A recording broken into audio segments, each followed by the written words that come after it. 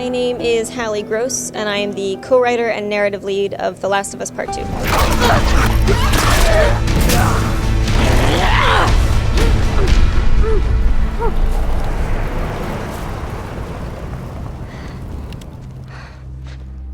Oh man, I just work really hard and hope for the best.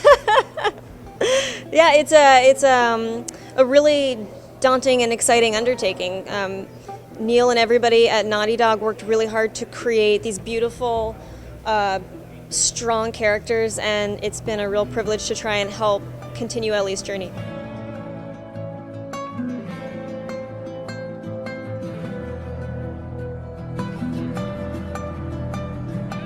No, our focus was really on trying to evolve who Ellie's become since that moment, right? So she's settled in Jackson, she's 19 years old, she's feeling relatively safe and secure in this world.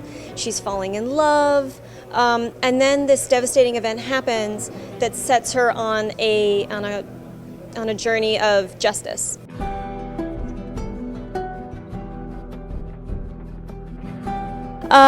Well, what we saw at the end of the first game is that they were headed toward Jackson, Wyoming, where Joel's brother Tommy and his wife Maria have been living. And that's where they've been for the past 4 years, is settled in this really hopeful, vibrant community that feels incredibly safe and loving and supportive. So they've been thriving there. They've not only been surviving these hard times, but they've been thriving and growing up together.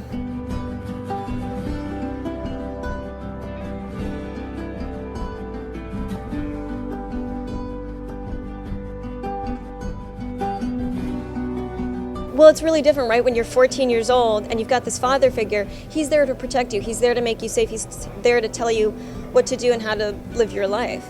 And this game is very much about the evolution of the relationship between Joel and Ellie. And now she's 19 and she's strong-willed, which we saw when she was 14, but now she's 19, she's capable of making her own choices. Sometimes they're good, sometimes they're bad, sometimes they're right, sometimes they're wrong. And we're really excited to show her get knocked down and pick herself back up and become her own woman.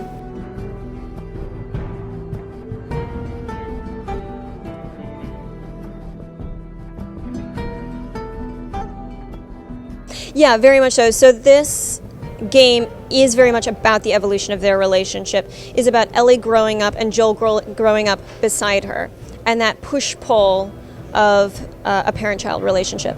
Our goal is really to honor the characters. So while it's wonderful when it has that kind of impact, and we certainly want to affect the player, it's really about honoring Joel and Ellie's story and who Ellie has become in the 4 years since the first game. So whatever that means, if it's narrative adjustments, if it's in the design of her character, our focus is first and foremost honoring Ellie's story and the themes of this game.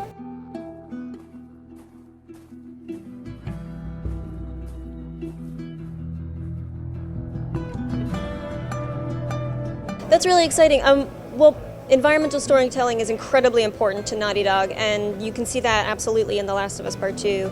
As you saw in the demo you played, there are notes everywhere. It's very much about talking about what Seattle looks like under the rule of the Washington Liberation Front. And we don't really do that with Ellie. Ellie is on her journey toward Tommy, but what we see is these notes she picks up, is the art in the world. And I think that's really exciting. So we try and flush every part of the story out as much as we can, if it's the characters, if it's the world building, even these environmental stories. And, you know, I don't think there's such a thing as too much, but when it feels like it's slowing down pacing, we'll certainly edit. But we want to make the world feel as full, as fleshed out as possible.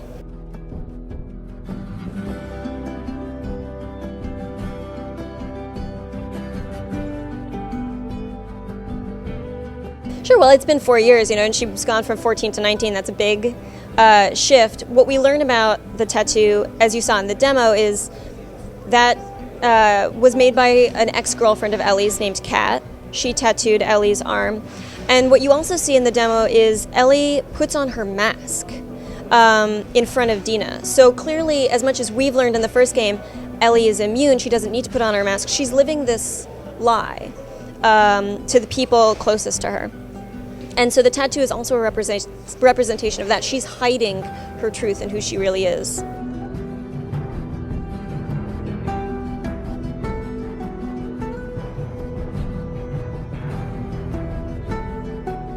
Sure, so we started with an intention, and our intention was to talk about the cyclical nature of violence and to honor Ellie through that theme. So Ellie goes on this quest for justice, and in so doing we want to examine how is she doing that, why is she doing that, what is the cost both to the world around her and to her soul, right? And so that's really where we started. And then everything else is ultimately made to serve her and to flush her out so she feels like the most dimensional character you've ever seen in games.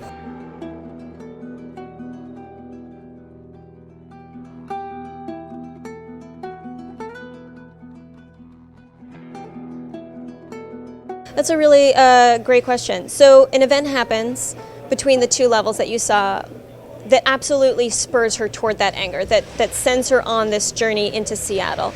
But then the game becomes about how that anger evolves, changes, impacts who she is. This whole game is about the turns of that anger and how that anger, how that rage, how that love for these people changes who she is and who she becomes as an adult woman.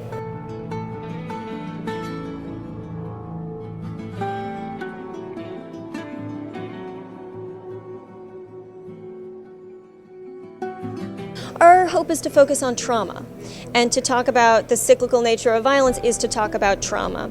And so every decision we've made and we've put forward into the public is to honor that we're taking Ellie seriously, that we're taking living and growing up in a world of systemic violence, of heartbreak, seriously.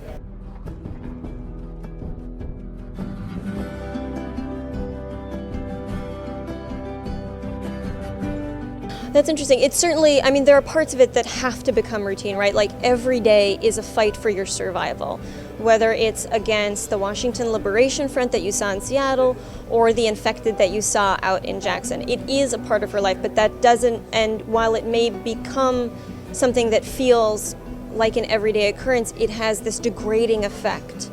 And we really want to investigate what that degrading effect does in the long term.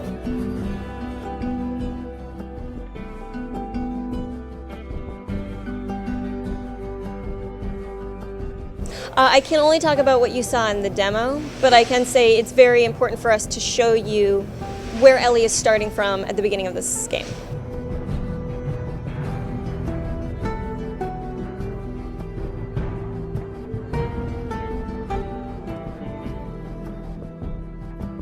Oh, I mean, absolutely. I think for Ellie, love is the greatest driving force, you know, and we try and show an incredibly diverse cast. So there are certain characters that you meet that are driven by the love of the self, or by religion, or by community. But Ellie is driven wholeheartedly by love, and we get to see that in her relationship with Dina.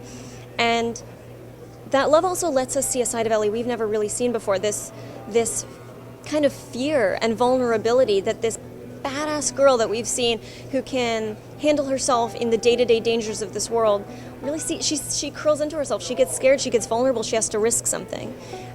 Ellie is more than anything, Ellie loves big and she loves hard, and that's one of the reasons she's so special. So much of this game is about seeing her as an adult woman, but we wanted to keep her in a place where she's having new experiences for the first time. She's taking big risks like we all do when we're teenagers.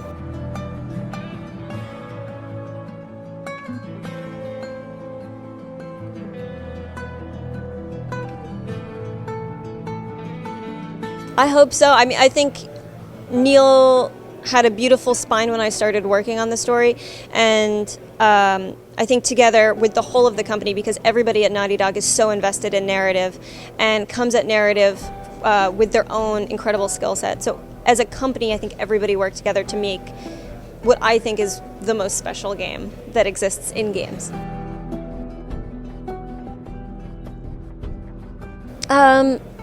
Neil is incredibly open to new ideas, as we are as a community. Naughty Dog is very much about speaking up when you see something that doesn't feel right, that doesn't play right, that you think can be improved upon.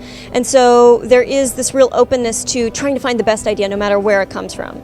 So that's really exciting because I think it allows the game to stand on its own and be the strongest version of itself.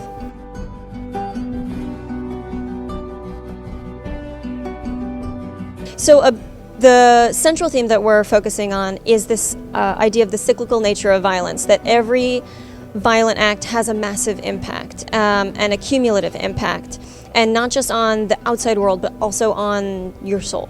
So that was our central focus. What the hell are you doing here? You think I'd let you do this on your own?